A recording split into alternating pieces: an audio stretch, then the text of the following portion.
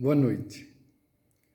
Mais uma vez, nós estamos nos reunindo num clima de fraternidade, sob o amparo dos nossos benfeitores, para coletarmos as nossas melhores vibrações, a nossa energia de confiança, de gratidão, de alegria espiritual, para que juntos possamos doar o que tivermos de melhor para aquele exército de luz que trabalha no Centro Espírita Paulo de Tarso, porque é com esse material que nós doarmos que eles vão poder acolher, socorrer, despertar, tratar os corações que são socorridos na nossa casa, visando o encaminhamento, a iluminação, a orientação, para que eles despertem, como nós temos feito com a nossa tentativa de nos transformar diante dos apelos e dos convites do nosso Mestre Jesus. Então eu convido agora, nesse momento, para a nossa prece de preparação, a fim de entrarmos numa sintonia melhor. Pai nosso, Criador nosso, fonte inesgotável de misericórdia, de amor, agradecemos por esta oportunidade de nos reunirmos aqui, sob o amparo do Teu Filho, nosso Mestre muito amado Jesus, a quem nos vinculamos amorosamente, pedindo inspiração, pedindo acolhida espiritual, para que por alguns momentos respiremos uma outra atmosfera saturada de luz, de paz, de harmonia, a fim de fortalecer o nosso espírito imortal e nos preparar melhor para a nossa tarefa diante da reencarnação. Inspira-nos, Senhor, sê conosco mais uma vez nessa noite, graças a Deus. Bom, o nosso comentário dessa noite, ele gira em torno do capítulo 18 do Evangelho segundo o Espiritismo, cujo título é Muitos os chamados e poucos os escolhidos. Os itens que nós vamos abordar são de 6 a 8 e 16, com o subtítulo Reconhece-se o cristão pelas suas obras. Então nós vamos ler Mateus, no capítulo 7, versículos de 21 a 23. Nem todo aquele que diz Senhor, Senhor, entrará no reino dos céus, mas aquele que faz a vontade de meu Pai, que está nos céus, esse entrará no reino dos céus. Muitos me dirão naquele dia, Senhor, Senhor, não é assim que profetizamos em Teu nome, e em Teu nome expelimos o demônio, e em Teu nome obramos muitos prodígios? E eu lhes direi, em voz bem inteligível, pois eu nunca vos conheci. Apartai-vos de mim, os que obrais a iniquidade. E ainda temos do mesmo evangelista, Mateus, no capítulo igualmente 7, os versículos de 24 a 27. Portanto, todo aquele que ouve estas minhas palavras e as pratica, será comparado ao homem prudente que edificou a sua casa sobre a rocha. Caiu a chuva, vieram as torrentes e sopraram os ventos. Precipitaram-se contra aquela casa, mas não desabou, pois fora alicerçada sobre a rocha. E todo o que ouve essas minhas palavras e não as pratica, será comparado ao homem tolo, que edificou a sua casa sobre a areia. Cai a chuva, vieram as torrentes, sopraram os ventos e chocaram-se sobre aquela casa. Desabou e foi grande a sua queda. Essas duas passagens do evangelista Mateus nos lembram Jesus nos dando sérias orientações a respeito da nossa conduta. Nós estamos falando de orientações de Jesus há 2000 anos. Nós, depois de esses milênios todos, estamos melhor orientados pelo encaminhamento da doutrina dos Espíritos, pelo próprio Mestre Jesus, que garantiu com isso que nós tivéssemos uma quantidade de informação melhor para melhor entendê-lo e, portanto, refinar a nossa submissão, a nossa vivência do seu exemplo, que para nós continua sendo o modelo de conduta e de vida. Sendo assim, nós podemos afirmar que estamos na condição de construtores da nossa casa doutrinária, da nossa base de atitude para com a vida, para com todas as formas de relação que tivermos. Nós não podemos deixar de entender que a alegoria do alicerce da casa feita sobre a rocha nos fala a respeito do entendimento que Jesus nos trouxe da prática do amor universal. Esta é a grande firmeza que precisamos entender e, sobre esta verdade, construir as nossas relações individuais, a nossa própria relação pessoal, para que desta certeza derivemos todos os nossos relacionamentos com todos os departamentos da vida, amplo senso, de todos os reinos, de todas as formas, animais, irracionais, os recursos minerais, hídricos, o que quer que nós nos relacionemos, se nós tivermos esta base segura e firme, uma verdadeira rocha, com o entendimento do amor universal, nós teremos a edificação da nossa alma garantida contra todos os tormentos que são naturais e decorrentes da nossa faixa de evolução.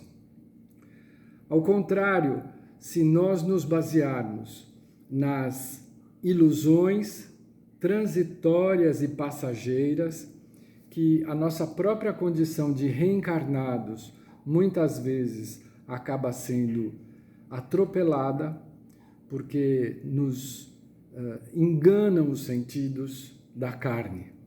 Nós passamos a imaginar uma valorização exagerada sobre todas as coisas que estão transitoriamente instaladas aqui no nosso planeta azul, onde viemos estagiar em busca de crescimento e de evolução. Se nós nos apegarmos a estes valores transitórios, fama, beleza física, sucesso, juventude, nós teremos edificado as nossas construções pessoais sob a areia, de tal forma que ao primeiro vento da adversidade ou a chuva das dificuldades, a nossa edificação não terá como se sustentar. Infelizmente, nós temos observado esta situação hoje, nos dias que vivemos, em quadros muito tristes e dolorosos, de grupos e pessoas que ainda acreditam que a aparência, as situações de durabilidade muito reduzida e temporária são importantes e conduzam a uma pseudo-felicidade que dura exatamente nada.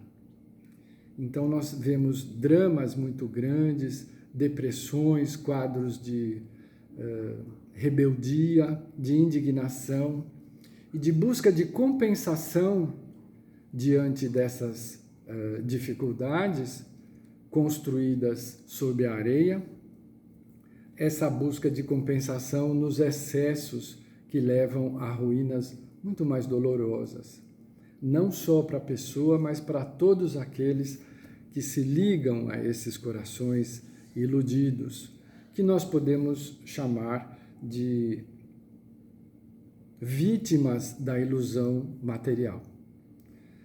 Por outro lado, nós que nos voluntariamos em torno da casa que nos acolhe, o Centro Espírita Paulo de Tarso, nós já temos, por algum acréscimo da misericórdia, uma noção mais espiritual das nossas buscas, das nossas construções. Já nos dispomos a atender o nosso próximo na casa citada de uma maneira desinteressada. Então nós nos revezamos, trabalhamos em diversos departamentos da casa, alguns de nós dentro do processo da mediunidade psicofônica, outros como dialogadores, outros como passistas, outros como expositores. Mas o fato é que todos nós, outros muitos na cozinha, nos serviços mais diversos, e isso nos mostra já um desejo de nos encaixar na tarefa impessoal que, na verdade, pertence ao Mestre Jesus, à sua seara. Seara que abriga todos os necessitados, como nós, encarnados e também os desencarnados. Acontece que nós precisamos de manifestações dessa nossa atitude diante do convite do Cristo. Nós precisamos de frutos bons, doces e nutritivos do ponto de vista espiritual para as nossas ações. Ouvir o convite do Cristo, trabalhar na mediunidade em seu nome, isto é uma parcela, mas não é garantia de que nós estejamos com os nossos pés nos direcionando para a passagem pela porta estreita. O próprio texto do evangelista Mateus nos fala de um grupo de corações que se dirige ao Cristo dizendo: nós expulsamos os demônios em seu nome e fizemos outro tanto de ações e atitudes em seu nome, e o Cristo responderá: eu não vos conheço. Porque nós precisamos estar integrais na nossa atitude. Não é só ouvir os espíritos que nos visitam em busca de orientação, de rumo, de aconselhamento, de acolhimento. Primeiro que quem verdadeiramente acolhe e promove a grande tarefa é o plano espiritual, são os verdadeiros trabalhadores. Nós somos discretos e apagados auxiliares, assistentes, por assim dizer, que a misericórdia nos permite participar para aprender. Nós estamos nas tarefas de mediunidade, dialogadores, aplicadores de passe, para aprendermos e treinarmos as nossas boas ações, os nossos bons hábitos. Nós estamos adquirindo-os na prática, na vivência.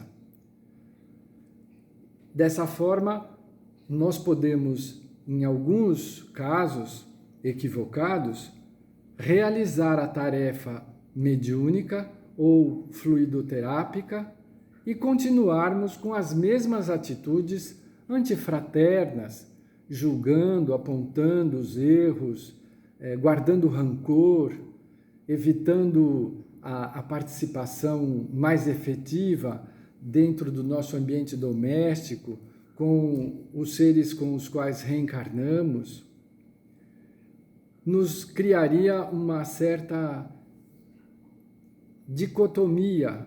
Estaríamos com uma mão fazendo e com a outra mantendo a mesma atitude milenar que nos trouxe a um instante de dor e de dificuldades, que a própria participação da doutrina dos Espíritos nos convida para modificar. A nossa participação dentro do panorama espírita cristão é um convite para a melhoria dos nossos hábitos morais e espirituais interiores. A casa facilita, mas nesse momento de pandemia, nós não temos podido frequentá-la como gostaríamos, o que não nos impede de continuar esse mesmo exercício e testemunho nos locais onde estivermos vinculados, à nossa família, aos nossos companheiros de trabalho profissional, aos companheiros de jornada reencarnatória. Nada nos impede de continuar praticando aquilo que o Mestre Jesus exemplificou na sua passagem aqui entre nós pessoalmente, testemunhando compaixão, paciência, exercendo a caridade moral, perdoando os que convivem conosco e nos esforçando para sermos, no dizer de André Luiz, pontos terminais das sombras. Os comentários que nos chegam desairosos, desabonadores, nós simplesmente mergulhamos na caixa fechada do silêncio. Não divulgamos essas informações, não especulamos sobre a vida do próximo, porque o convite é para que nós observemos e nos atenhamos aos nossos próprios impulsos, que precisam ser educados na luz do amor. Ainda temos um grande e vasto arsenal de impulsos para serem domesticados, porque ainda se encontram um pouco selvagens, reagindo às situações como nós colecionamos ao longo dos séculos. Não é por acaso. E também não acho que nós devamos nos envergonhar dessa situação. É próprio e típico da nossa condição evolutiva. Nós ainda temos vontade e dizemos, em quantas vezes nós dizemos, eu vou te matar, né? Eu vou te pegar, eu vou te quebrar. São afirmativas pesadas que nós precisamos começar a observar e a ir aos poucos eliminando do nosso repertório, porque elas indicam uma atitude ainda muito violenta. O exercício da mediunidade, o exercício do voluntariado dentro da casa espírita nos ajuda muito, porque nos dá a medida. Ali dentro não somos nós, pessoa física, né, que temos RG, CPF e mais uma infinidade de referências pessoais. Ali nós somos meros e simples colaboradores que representamos a doutrina espírita de forma impessoal. Portanto, não podemos responder de qualquer forma, precisamos receber e acolher as pessoas com muito carinho, com muita paciência, com muita tolerância. E isso, para alguns, somos acusados de hipócritas. Ah, você não faz assim na sua vida, na sua casa, no seu trabalho, mas, em verdade, é a nossa bancada de trabalho. Ali nós aprendemos como precisamos vir a ser, para que, exercitando dessa forma, nós possamos ir transferindo esse conhecimento, essa nova vivência, para os nossos nichos de convivência.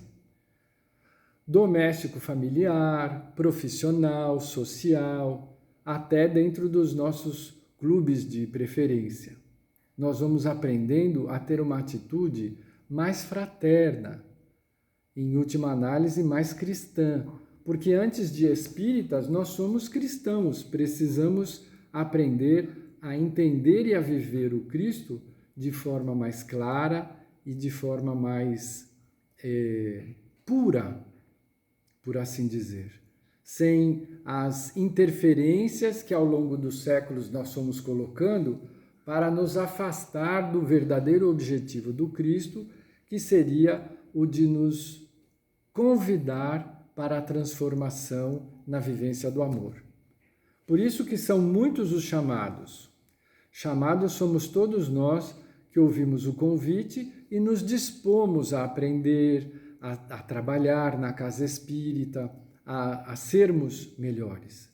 Agora, escolhidos serão aqueles que perseverarem nessa modificação interior e não nos limitarmos ao exercício do fenômeno, a sugerir as boas sugestões do Evangelho, da doutrina dos Espíritos, para quem a esteja precisando.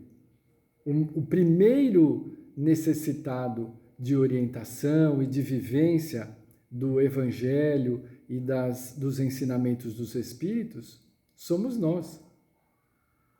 E essa tarefa não é dos nossos mentores, não é daqueles espíritos que nos amam, é nossa. Por isso que nós precisamos tomar essa atitude como uma disciplina, observando a cada dia, a cada procedimento, aquilo que nós vamos realizar, procurando com que as nossas atitudes se harmonizem com as sugestões e o exemplo deixado por Jesus. Aí sim teremos, ou seremos os chamados e os escolhidos, não para sermos anjos, que nós estamos longe disso, mas para sermos aqueles que, mesmo sabendo da nossa limitação, das nossas sombras que ainda carregamos, mas que já sabemos que queremos servir e nos espelhar em Jesus, no seu modelo, e que estamos realizando esse esforço de aprendizado, de transformação, de educação dos nossos impulsos, que fazem parte da nossa personalidade hoje, para que nos transformemos com esse esforço no presente, amanhã, num colaborador mais dedicado, mais versátil nas necessidades que o bem e a luz entender nos convidar. Aí estaremos prontos para servirmos onde estivermos, de acordo com a necessidade trazida pelos nossos superiores. Aí teremos um aproveitamento mais substancial desta reencarnação e desta oportunidade que estamos tendo na vivência do cristianismo nos moldes do espiritismo doutrinário, como o temos aqui no Brasil. Não é no resto do mundo, não é assim. Mas nós, aqui no Brasil, nós temos essa vivência em base religiosa. E temos exportado isso com os nossos muitos companheiros brasileiros que levam a todos os departamentos desse planeta esse modelo de aprendizado e de serviço, nos qualificando para que nós tenhamos a oportunidade de irmos dormir a cada noite um pouquinho melhores do que quando acordamos. Então, sigamos nessa proposta com alegria, com gratidão pela oportunidade. Ao invés de fazermos a contabilidade do que está ruim, vamos fazer a contabilidade do que está bom. Temos, em meio a essa pandemia, tanta dificuldade, a oportunidade de rever os nossos conceitos, de rever as nossas relações pessoais, interiores, familiares, doutrinárias mesmo, e vamos investir no conhecimento, na atitude que precisamos ter para, além de chamados, sermos escolhidos. Aí sim, teremos as nossas obras para mostrar a nossa própria consciência, porque nós não vamos publicar nas redes sociais, não vamos nos jactar de nada absolutamente, mas vamos garantir que a nossa consciência seja atendida, que nós façamos apenas e tão somente a nossa parte, aquilo que é possível. O Pai não espera de nós o impossível, só espera de nós boa vontade, ação e disciplina.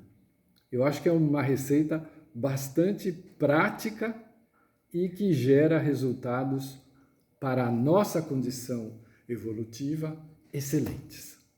Muito bem. Dessa forma,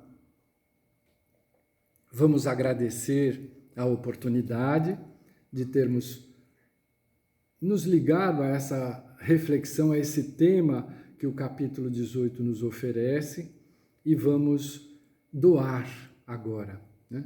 Mergulhar naquela atmosfera de gratidão, de alegria espiritual, sentindo a presença dos nossos benfeitores, espíritos familiares, mentores, e estimulados por este grupo de corações queridos, vamos doar o que tivermos de melhor no nosso coração, na nossa alma, no nosso pensamento, para oferecer com todo o carinho para esses trabalhadores da luz que exercem a tarefa de socorro e de amparo no Centro Espírita Paulo de Tarso, para que eles, recolhendo o nosso material, possam levá-lo aos ambientes, aos corações encarnados, desencarnados, que fazem parte do seu planejamento e estratégia de socorro, de amparo, de fraternidade e de amor. Tudo num clima de muita caridade, de serenidade, de paz, que vai enchendo o nosso coração de alegria espiritual. Vamos juntos formar esta união de propósito superior e emitir aquilo que nós, como encarnados, podemos emitir, que são as nossas vibrações fluídico-magnéticas. Vamos emiti-las com todo carinho, como se fossem flores espirituais saindo da nossa alma e formando um grande e colorido buquê de flores espirituais com as quais os nossos amigos vão trabalhar, acrescentando a sua energia, o seu magnetismo e o conhecimento que eles já têm para atender, para socorrer, para construir os objetivos que fazem da nossa casa espírita um centro de luz, uma casa de amor, de renovação, de fraternidade, tão importante nos dias que estamos vivendo. Graças a Deus. Desejamos uma semana de muitas realizações, de reflexões, de alegria, de gratidão, até o nosso novo encontro. Muita paz a todos.